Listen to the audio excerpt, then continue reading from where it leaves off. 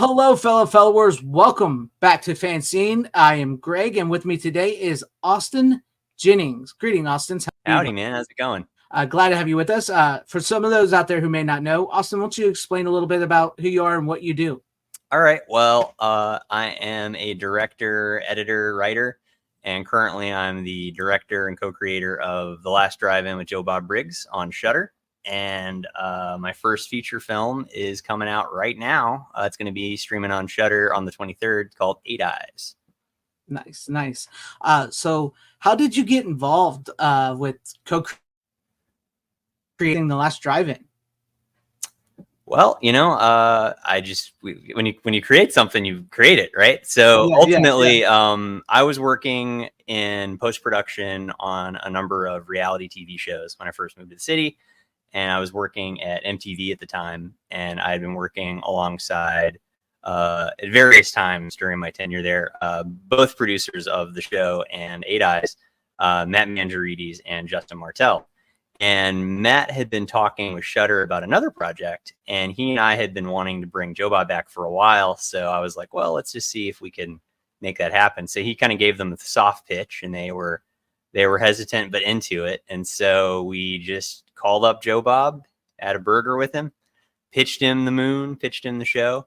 And, at the end of that, he said, well, thanks for the burger. Because, he'd had one of those meetings probably once every 3 or 4 months, since Monster Vision went off the air. And I don't think he thought, he was excited, but I don't think he thought we were any different until we called him back a week later and said, all right, well, it's greenlit. Let's go. Yeah, that's cool. And then we did the original marathon, and that was successful. So now we're into our 7th season coming up. Yeah. I've been a huge fan of Joe Bob since Monster Vision days. That was about when I got into him. I know he's on the movie channel. Yeah, I missed the movie channel days too. I missed that one. Yeah. I've caught up on a lot of it, especially thanks to Darcy's Patreon, where they've been, bringing the intros and outros back from the dead, which has been great, doing the Lord's work there. Yeah. But shout out to Darcy. Yeah, for sure. The Patreon's great, but same for me though. I got into Monster Vision as a teenager and would watch it, every Saturday, any Saturday I could make it. And it was like really hit me in the sweet spot. I was just like, I had been into horror like before that, but I think I was just getting into the part where I was exploring the outer edges. It wasn't just about big franchises. I wanted to watch whatever I could find. And Monster Vision was just such a great conduit, to get me to see stuff that I probably wouldn't have gotten around to ever, maybe, if not for Joe Bob. And it wasn't until, maybe like a 6 months or a year into watching the show regularly that I started to be like, it's not just the movies, it was also like the feeling and the validation of having this guy who, despite the hick shtick, he clearly knew and loved and appreciated these movies and their history. And he kind of became a part of the experience. And for me, the thing I remember the best is just the week that he wasn't on. Because when the show went away, it was just went away. I mean, there wasn't like a big finale. There wasn't an announcement. I mean, it was early days of the internet. It's not like you could hop on to Reddit and find out what the fuck happened to my favorite show. It just vanished. Just gone. Yeah. It was like losing a friend all of a sudden. So then I got into tape collecting, my old Monster Vision tapes. I started like uploading some of my old tapes as well, like up to torrents and stuff. And so I was like still watching and trading old Joe Bob episodes right up until we did the show. But a big part of doing the show initially, because we didn't really know if it was going to go to series or not, was the plan for like, let's make the finale episode of Monster Vision. Let's give him the send off that he never got, which is partly where the name The Last Drive-In came from. And then it turns out now we kept going, and now we've made like 170 episodes of the show or something. That is insane. I love it. I love it. Much like you, that's like informed my taste in movies, because I was always sort of like a little bit of a monster kid. I love the Universal monsters and everything. And then like when I found Joe Bob, I was like, much like you, I was like, what is this? I like this guy. I like what he's saying. I love these type of movies. I love that he counts the boobs. All that was just like, especially as a young kid, you were like, yes, yes, and yes. So I really dug that. And I didn't get to see every episode, but like when he was gone, it was it's kind of like sad. And then and when you guys brought back The Last Drive-In, I remember hearing the buzz about that and everything, and I was like, "Oh crap, Joe Bob's coming back!" You know. And so, what was that feeling like when you guys broke the freaking internet? So, well, it was funny because, like, you know, we shot it and we put it together, and we were like, yeah, this is going to be good. You know, I was very happy with the marathon. I was excited to share it with people. I actually had to fight with Shudder a little bit about how it was going to get released, right? Because they originally wanted to just drop it like a streaming show because they're a streaming platform. Makes sense. Yeah. And I was like, well, no, you know, for me, Monster Vision, a big part of it was that feeling that it was going to keep going with or without me, you know? Yeah. And that feeling that somewhere other people were watching the same movie that I was watching. And I thought that was like a really important part of this, because it felt like, to me, that Monster Vision was always like watching a movie alone, but like together. You know, there's this validation that this weird cattywampus movie that you're watching, warts and all, is like being enjoyed by other people. And it was validating to know that other people were freaks like me, you know? And I wanted that feeling to be a part of the story of the show. And so we got them to let us use their live stream. But their live stream is not really meant for, it's not really a high traffic live stream, or at least at that time it wasn't. I mean, they were just using it as like, you know, I think it was because Shudder sort of grew out of the IFC platform, right? And so originally it was built on, I think, on that back end. So this was just some channel that they had on the IFC servers that would just run a playlist, right? So when it got hit really hard at one moment at the beginning of the marathon, it went down hard. It never stood a chance, because we easily had 10 times the amount of people who had ever been watching that stream hitting it at once, you know? And that felt great. I mean, it was. I was gonna say that had to make you feel good. Well, it two ways. I mean, on one hand, I worked really hard on it, and Joe Bob and the whole crew worked so hard on that marathon. And then when on one hand, it was like, great, people are trying to. What a show of success. We were right. People did want Joe Bob back, you know. But on the other hand, it meant that, like, the first 2 episodes, which were some of my favorite of the marathon, you know, people weren't watching and didn't see until a few days later.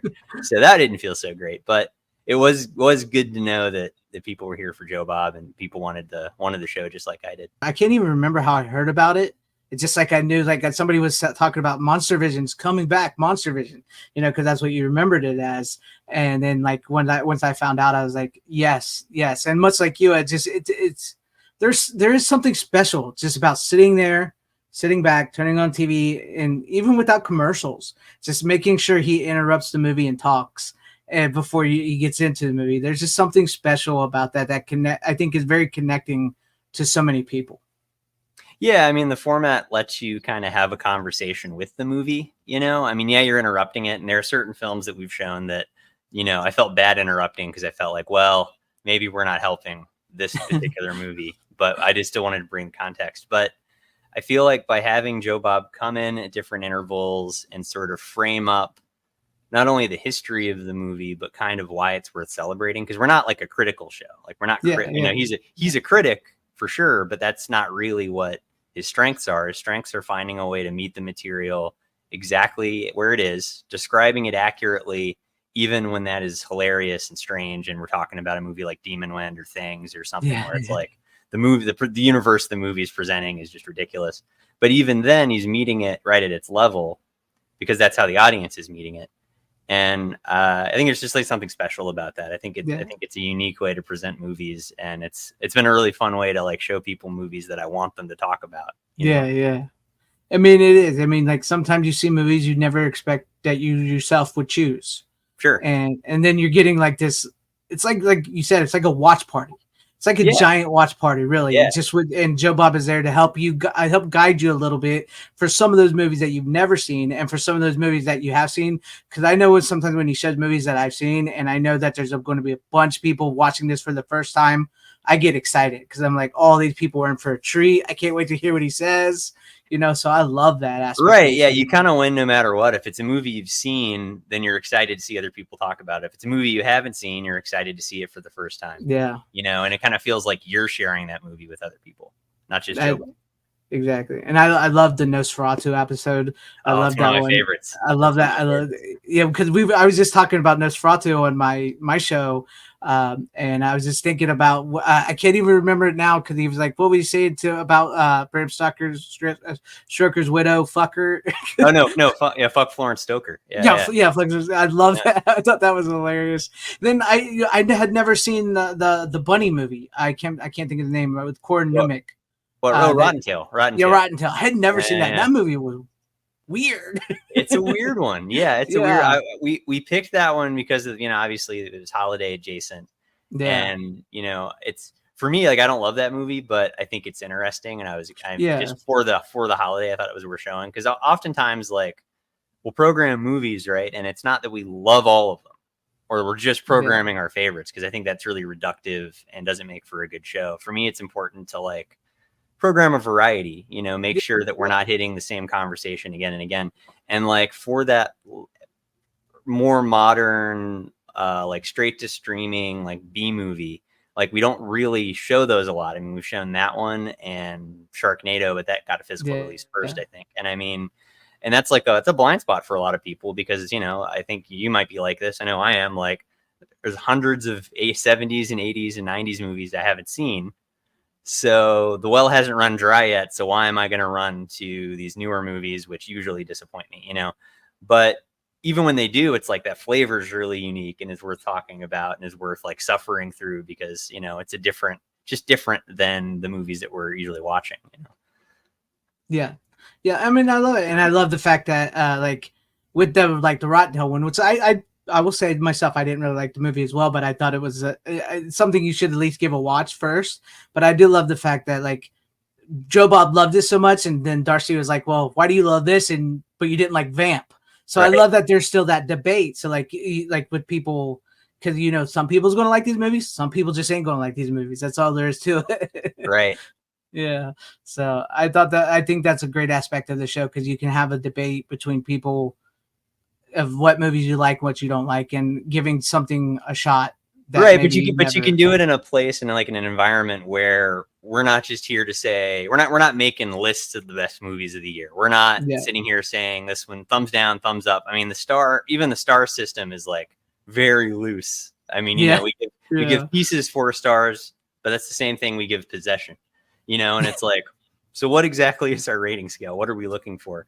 And ultimately, it's because it's not about the rating for the movie or even how much we love the movie. It's about kind of celebrating all these different pockets of horror because it's a genre where directors and writers get to really take these big, strange swings. And because it's not always, because it's often a low to mid-budget thing, you also have them being very resourceful. And so it's when you're talking about, like, film as a whole, just outside of horror, horror just happens to be this perfect in the Venn diagram of the stories are going to be really good. It's not just going to be, oh, they paid somebody and he did a job. With horror, it's like these are passion projects. Often they're done for $1, and it's fascinating to know how they pulled everything off. And I just think the conversations around these movies can be really interesting. And I think that film, especially film criticism, as it's become kind of a popular pastime for the internet, it often gets mired in what's good or not. And that's so antithetical to art appreciation, I think, that I'm really glad that our show is be able to create this environment for people to talk about them in other ways. Yeah, I agree. I'm glad to hear that. And before we move into your movie, speaking of getting into low budget movies and everything, two questions I'll ask you real quick more about The Last Drive-In. Then I want to get to your movie. Is what's it like working with Joe Bob, and what's your favorite episode of The Last Drive-In that you've done? Ooh, well, first of all, working with Joe Bob's great. I think he's a genius. I think he's one of the best writers I've ever encountered in person. I think that's his greatest skill. I mean, he's a great performer. I think the Joe Bob character is awesome. I think he's great on the show, but I think the writing, both for and around the show is the strongest thing. I mean, it's just always surprising, I mean, for him and I, we'll approach each episode as its own thing. And we're often surprised, I think, at the end, kind of where it goes. but the format of the show is such that it's possible for us to be surprised by it, right? Because we're making so many of them. One, two, like we always want to find something new to say, and we're kind of surprised when we find that thing. Yeah, I mean it's fun. I love working with Joe. That's cool. That's cool. He genuinely just seems like a really just cool dude. Yeah, you know what I mean. He's just like absolutely. Yeah. So yeah, I mean there was definitely that like period of time when we were working on before we shot the marathon, when we were like beginning to work on it, where I would be like a little jittery, a little anxious because like here I am working with Joe Bob. How weird. Yeah. How weird is this? Yeah. But eventually it just became like anything else. It was a job. It was work, you know, and we kind of just put one foot in front of the other. I mean, it's a good coworker to have, right? Yeah, totally. Yeah. Now, what's your favorite episode? If you have one, or one that you just means something to you, maybe. I mean, so many of them do. I think all of them mean something to me. I have a great memory of every one of them, I would say. But I mean, Spookies, obviously, because it was just a joy to have people, you know, watch Spookies at all. The Pieces episode was real important to me, not just because it was the finale of the marathon, but it's a movie that I love personally, that I had never seen Joe Bob, you know, tackle. And when we originally planned to do the marathon, we were going to do 30 movies. It was going to be a big blowout. And then not right before, but a few months before we were shooting, Shudder had a change of management, and the change of management was like, what's this redneck show that you guys are spending this money on? What is this? And so they pulled all the funding and basically gave us like development cash to make the show as a kind of pilot. And I think they were expecting us to do like 2 movies in a black box. And then when they showed up to set, it was 13 movies and all this other stuff. But before that had happened, Joe Bob had already, you know, prepared notes and had written for 12 episodes. And when they pulled the plug, he was ready to turn it away. He was ready, you know, and then ultimately I was like, look, if we still do it and we do the 12 that you wrote, will you write a 13th for me?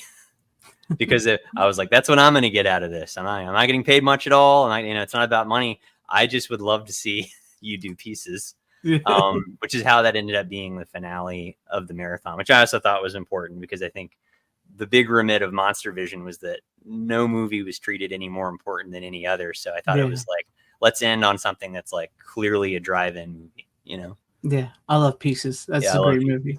So that episode means a lot. And you already mentioned it, but I think the Nosferatu double. Yeah. Both because of the movies, but also I think that was a really fun episode to make, because we got to do the silent movie bit and we got to do the Herzog montage for the Herzog version. I mean, that's a favorite of mine for sure. That's a great episode. I highly recommend, with it going into spooky season, everybody watching this, go back and watch the Nosferatu episode. If it's is it still up? Is this no? It's off right now, but Shudder's working right now to update the Just Joe Bobs, because it's so much work, because it's so much episodes, so many episodes that fell behind. So they've been reorganizing all of those, and I think those are going to be up by end of December. So once those are up, you'll be able to go back and watch any of the episodes. But I think Nosferatu is down right now. I mean, that's insane how all that worked out, and how you're on 7 seasons now. Yeah, he's just like, you hear that story. Season. Yeah. He's like slashing the budget, giving you 12 movies, getting the 13th one in there, ready to quit. Now you're on 7 seasons. That's amazing. That's amazing. Love hearing that. Which leads me to, now with this, you've moved on to directing the very first Vinegar Syndrome movie. So what's that like? I mean, what's directing a movie ever like? A movie, it's a fucking mess of anxiety and ideas and work.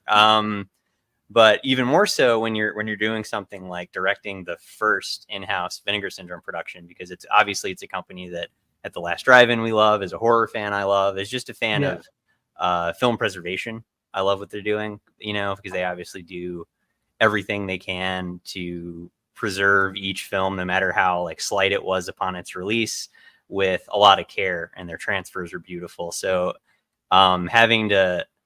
feeling like I owed it to them, I feel like in a certain way, to make sure that the movie felt like a product that was appropriate for their audience, was like a big challenge. Yeah. But yeah, I mean, it was great. I mean, I'm very proud of it. I'm very proud of 8 Eyes. I will say I got to see it. To see it. So it's not out yet, but it will be out soon. Yep. I loved it. I'm glad you dug it. Yeah, I really did. I loved the 70s vibe to it, even though it's not in the 70s. I loved the vibe that it brought to it because it really felt like, yeah, it's in modern times, but it really felt like this was one of those movies that maybe Vinegar Syndrome found or, licensed from somebody who was just had it sitting in their garage. That's what it really felt like to me. That was the goal. So the way that the movie happened is that obviously we had a relationship with Vinegar Syndrome because of the show, but actually Justin Martell, the producer of Eight Eyes, one of the producers of Eight Eyes, he had especially had an ongoing relationship with Vinegar Syndrome, and he talked to them about maybe putting together a production. So it was before we'd even conceived of the movie that the opportunity to make the movie started to sort of coalesce. And they at first were like, well, we like it. We, give us some ideas. So we soft pitched a few concepts, and very quickly we were up and running and working on it. I think from conception to filming it was maybe 2.5 months, 3 months. And then very short shoot. It was 13 days plus a 14th day of doing 8mm photography, because the film was shot entirely on film, which was something that they were adamant about. They were like, the one thing. I love that. I love the film grain. I when I was watching, I was like, oh, this was filmed on film. Well, all of their productions are going to be that way. Scooter McRae's Black Eyed Susan was also shot on 16mm. Awesome. Also produced by Justin Martell. There's a pattern emerging, right? Yeah. Him and Matt produced the Street Trash remake, which is coming out very soon. I think it's going to be playing at the New Beverly in October. And that's actually shot on 35. But the big thing with Vinegar Syndrome and the way they're approaching any productions that they would do from the ground up is going to be that it has to be shot on film. Oh, that's cool. I love that. Because it's so few films are shot on actual film anymore. Well, for sure. I mean, and there's a couple of reasons for that. I mean, chief among them is price and convenience. I mean, not only is it take time to develop film, but in terms of monitoring your production on site, there are less tools. It's more expensive to shoot on film. It's also a running expense, because the more takes you want to do, the more film you need to have bought and shipped wherever you are. There aren't a lot of camera guys that are comfortable working on 16mm. And also, I mean, I think that other companies, not Vinegar Syndrome, but other companies would probably see it as an aesthetic challenge, because it's like a lot of people, they're used to movies looking slicker. They're used to like the way that like a nice Ariel F looks. Like they're used to that digital Netflix like clean look. And I think a lot of audiences, they turn it on, they see it's film, it looks old or cheap, or they don't know it. They don't understand that the grain has a history and a purpose aesthetically. And but whereas Vinegar Syndrome's not concerned about that, because one, it's a more educated niche audience. Yes. But two, everything they do is film, right? They live and breathe film. So why not? Yeah. And that's, I love that, because I'm a physical media guy. That's a lot of my channel is physical media. I buy tons. I love Vinegar Syndrome. I love film. I love the film grain. I personally would rather see a movie with the film grain than I would the new, like you were talking about, the slick, smooth production, digital and everything. So I'm so happy I had that. I think for me, it depends on the project. Like I'm not a film purist in that way. Although if I had my druthers, like I would shoot everything on film. And if I, and then if I had a lot of money, it would be like, all right, well then rather than shoot on the newest Arri camera, let's shoot on 35, but, but it again, because of the cost involved and just how tricky it is. It just depends on the project, but I love the way it looks. I mean, I did too. Was ecstatic to shoot on 16. Our DP, Sean Dahlberg, it's actually his camera that we use. That was one of the reasons we hired him. But the other reason is just he's a great DP. And he's actually not a horror guy, which was super great. I mean, because, he captured a good feel to it. Well, right. But he did it because, he was like listening to the space, you know what I mean? He was like looking at the goals of a given scene and just focusing on that. And the secret of it and the process that we made the film by, because we wanted it to feel like a late 70s, early 80s Euro exploitation film that you might have saw at Blockbuster and not realized it was foreign until you got home and started seeing the names on the screen, but the way we wanted to make it was not by like mimicking specific films, or doing like, let's do a bunch of shock zooms. Let's have some like waka waka bass, and let's do, let's make it feel 70s as fuck, because like we're not really interested in like imitating that. What we wanted to do was imitate the creative process by which those films were made and sort of make our own weird flourishes, our own weird things. I mean, and that did mean like limiting our tools, that we were going to use, but it also meant that, right, everything to the soundtrack, the soundtrack is entirely made by the Morricone Youth and David Goldberg, the composer, with live instruments and with analog synths, and was recorded to sound as like warm and as of the time as possible, even though the film is not of the time. But I think by doing that process, I think we all were making decisions for the same reasons that our favorite horror crews were making. Because the trick about a lot of Fulci's crews and a lot of the Italian movies and a lot of the Spanish movies and a lot of the movies that were coming out in the 70s and 80s that ended up, many of which have played on our show, is that the crews aren't necessarily horror guys either. Yeah, like that, like the horror fandom didn't exist quite the same way yet, and those are people that made movies for a living, and so they were responding to the location and the needs of the scene. They weren't trying to say, well, it's a horror movie, so what do we do? Exactly. And so we tried to approach this the same way. And even though the influences from the movie, I mean, they're obvious to anyone who has seen a couple of horror movies. I mean, they're all over. I mean, but we didn't want to just imitate anything so directly. We wanted to kind of give it its own voice.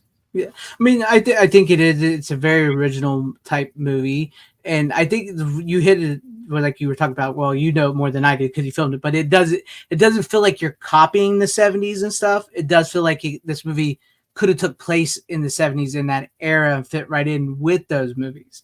You know what I mean? So you got that right. And just for anybody that wants to know what the movie is about, because we're talking about how they filmed and everything. So it's about this young American couple in Serbia, and this guy, St. Peter, which I absolutely love that character, that actor.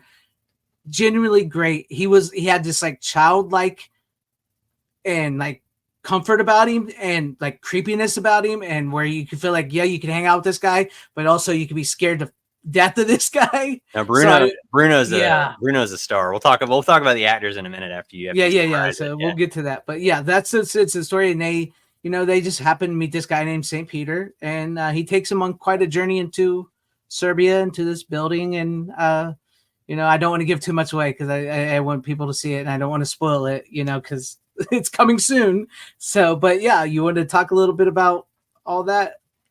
I mean, let's talk about the actors first. Go ahead. The three leads in the film are Emily Sweet, who plays Cass. She's the one half of the lovely couple. You have Bradford Thomas, who plays Gav. He's the husband. And as you mentioned, St. Peter, who is Bruno. And Bruno is a hell of an actor. He originally from Macedonia. Justin had met him through his travels through Europe years before. And when we were casting St. Peter, he was like, well, you should consider this guy. I'll have him make a casting tape for you. And I'd originally imagined that character to be a little older than Bruno. I don't know why. It was just what was in my head when we were writing. When me and Matt Frank, the writer, were co-writing it. And but Bruno sent this casting tape, and it's him in like a wife beater, and like I think he's wearing a chain in this like abandoned parking garage near his home in Macedonia. He's just like, and then this camera guy is like moving with him as he like walks around, and he read a version of the speech that's in the film that you've seen, and that was his casting tape. And even though it wasn't like quite right yet, I was like, man, this guy has got something special. Yeah. And so he and I, what we would do is we would do like improv games once I got to Serbia, and we would just walk around at night, and I would be a gullible American and he would be St. Peter. And the goal was for us to just in character kind of walk around, learn about each other, have conversations. But the whole time he's trying to get me to go somewhere with him. Like that was the goal. And we would do that. And then we would like stop and talk about it. But as an actor, just incredibly giving, scary as hell when he wants to be. But the character is supposed to be more dynamic. He's supposed to be at first immediately threatening. I mean, he has a dead eye. There's a music sting that tells you this guy's no good. Like, from horror movie language, it's almost stupid how threatening we treat him immediately. But then he starts to talk, and as it turns out, he's kind of lovely. He's kind of nice, you know. Yeah. And then he keeps showing you different sides of himself right up to the end of the movie, where he can be, like you said, he can be childlike, he can be threatening, he can be charming, he can be masculine, you know, or he can be like feminine, you know, he can be whatever he needs to be in a given scene. Just great to work with him. And then Emily is a kind of a little bit of a scream queen. She's been in a bunch of horror stuff. In fact, she was in the Castle Freak remake years ago, and that was actually, I edited that, and that was actually how I became aware of her. She's not the lead in the film. She's one of the many characters who gets killed, who gets freaked, as it were. But because I edited, I got to watch every take that she did, and I was just really impressed with how many ideas she was trying out in every take, you know. And I was just immediately drawn to her acting style. So she ended up being a great one. And then Bradford Thomas is actually great friends with Justin Martell. They've been friends forever, like childhood friends.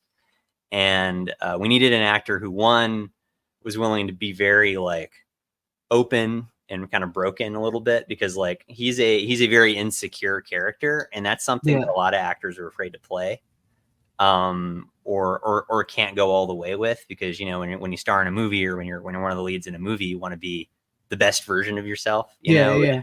But Brad was willing to be like, no, I need to be like a weak version of myself, you know, and that's a hard role to play. So he was great. I was excited to work with the three of them and sort of play them off of each other, and, you know, it was great. They were all three really great together. And when they're all together and they're like doing their thing, and you're wondering what exactly is going to happen, where is this leading to? Because I loved it. It was like a very tension building type movie as it went on. Like, okay, what's going on? Okay, they met St. Peter. Now he's on the train with them. Right. And he's in this. What's going on? And finally, when he gets to it. Right. And we present all these opportunities for shit to go down, for horror movie capital H shit to start happening, you know? And like it almost does, and then it doesn't. And this keeps happening, you know, until what we find out he actually wants is much weirder and stranger than those other answers that we could have gotten earlier in the film. And a big thing that me and Matt Frank had talked about when we were writing it was that we wanted it to be a bisected movie. We just were really interested in that as a form, meaning, you know, the movie is building and building, and then when it does shift almost at the halfway point, it's kind of a different movie. You know, like I have a lot of films that I love, especially from that era. We're kind of playing with the act structure, and that was how they were structured. So we thought we would challenge ourselves and do that.